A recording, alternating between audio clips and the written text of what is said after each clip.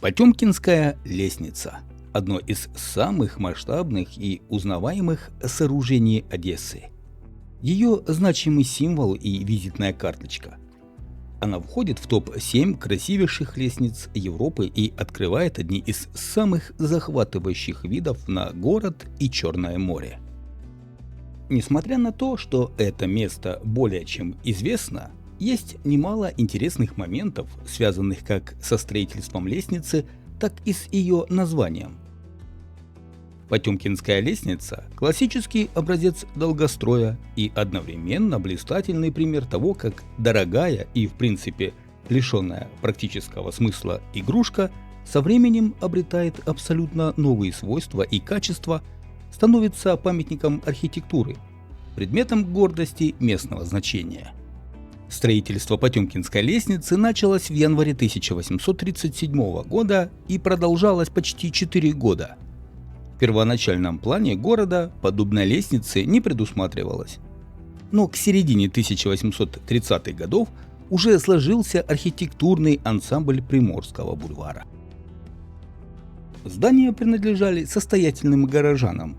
Также тут располагались присутственные места и гостиница «Санкт-Петербургская». Занимали два полуциркульных здания, обрамляя небольшую площадь у памятника дюку де Ришелье. В первой половине XIX века в Одессе остро стояла необходимость создания удобного доступа из города, который находился на возвышенности, к морю и порту в низменной прибрежной части, спускаться по круглому склону высотой больше 30 метров, который начинался за Николаевской улицей, сегодня это Приморский бульвар, было неудобно и небезопасно, несмотря на наличие деревянных перил. Тогда граф Михаил Воронцов, бывший в ту пору губернатором края, предложил построить здесь лестницу, которая бы не только помогала безопасно спуститься с бульвара на берег, но и стала бы парадными воротами в город со стороны моря. Строительство лестницы отдали в подряд чиновнику 14 класса Завадскому, определив ему срок в 7 месяцев. Но инженерно-геологическое сопровождение проекта оставляло желать лучшего. Проект лестницы, выполненный архитектором Францем Бофо, не отвечал существующей ситуации, был не проработан с точки зрения гидротехники. Поначалу строительство шло из рук вон плохо, и мешали этому многочисленные обвалы, оползни, потоки воды. В конце концов, первоначальный проект Бофо был существенно пересмотрен комиссией, в состав которой вошли инженеры Джон Аптон и Григорий Морозов, а также гидротехник Борис Фандерфилс. Уже в середине 1840-х годов с оползнями и подводными водами боролись архитекторы Иван Далаква и Иван Козлов. Правда, подрядчика оставили прежнего, несмотря на все его протесты. Интересно, что потратившийся Завадский в своих требованиях возместить убытки дошел до самого императора. После долгих лет тяжбы в 1847 году Сенат постановил возвратить ему средства. Одесский краевед Яков Майстровой в своей фундаментальной работе «Улицы Одессы» подчеркивает, что бульварная лестница к морю была отмечена на карте еще 1830 года. В 1832 году эта лестница уже фигурирует в архивном документе в одном из журналов заседаний Одесского строительного комитета. До каменной лестницы существовали деревянные времянки, которые сносились из-за плохих погодных условий, из-за обвалов и сложного геологического строения склона. Малоизвестный факт, что в строительстве лестницы принимали участие осужденные, которые находились в Одессе. Это так называемые арестантские роты.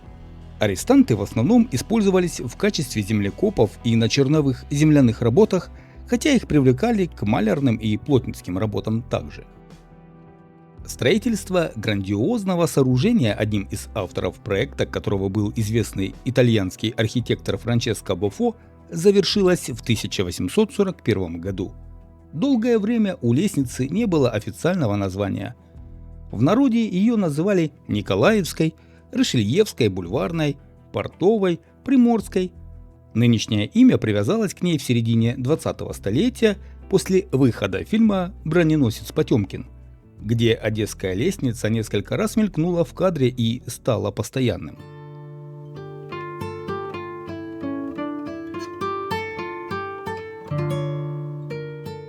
Упоминалась лестница и в литературе, причем писали о ней не только советские авторы. Фигурировала она в романе Марка Твена «Простаки за границей» и в романе Жюля Верна «Упрямец Керобан». Что интересно, Жюль Верн никогда не видел сооружения своими глазами и знал о нем лишь по рассказам. А вот Твен действительно бывал в Одессе во время своего путешествия. Наконец, главной одесской достопримечательности была посвящена песня «Потемкинская лестница. Восьмое чудо света». Исполнял ее Сергей Рогожин. Сегодня эту композицию мало кто помнит, но само название сохранилось в памяти людей, которые продолжают называть сооружение чудом. Грандиозная бульварная лестница, как и многие другие сооружения Одессы, была возведена в стиле классицизма и стала одной из доминант архитектурного облика города. Функционально Приморская или Потемкинская лестница связывают центральную часть города с морским вокзалом. Строительный камень лестницы – ракушечник, который добывали в предместьях Одессы. Сооружение выполнено на свайном основании и имеет 192 ступени, хотя изначально их было 200. Ступени лежат на арках, размещенных под каждым маршем и опирающихся на мощные пилоны. Лестница спроектирована с учетом перспективы. Ее высота 27 метров, длина почти 137 метров, ширина нижнего марша 21,6 метров, а верхнего почти 13 метров. За этот счет создается интересный оптический эффект, поэтому сверху она кажется почти равной по ширине. В 1933 году лестница была подвергнута реставрации, в результате которой ступени лестницы были покрыты гранитными плитами.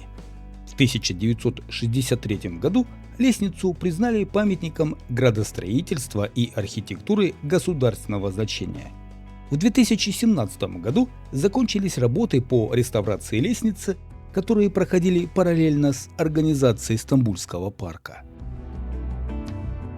Потемкинская лестница, по обе стороны которой разбиты два живописных парка, Стамбульский и Греческий, примечательна не только своей архитектурой и масштабами, но и видами, которые с нее открываются.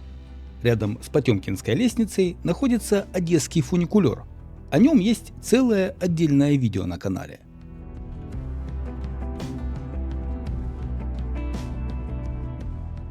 Есть интересные факты о Потемкинской лестнице. На лестничных пролетах в 1919 году Одесская театральная труппа ставила представление. Спортсмен Сергей Уточкин первый, кто спустился по лестнице на 3 видах транспорта – велосипеде, мотоцикле и автомобиле. В годы Второй мировой войны на агитационных плакатах Потемкинская лестница воплощала Одессу. Из-за особенностей береговой линии лестница ведет к морю на север, а не на юг. В день города ступеньки лестницы используют в качестве трибуны. В 2015 году на Одесском международном кинофестивале Европейская киноакадемия присвоила лестнице статус сокровища европейской кинокультуры.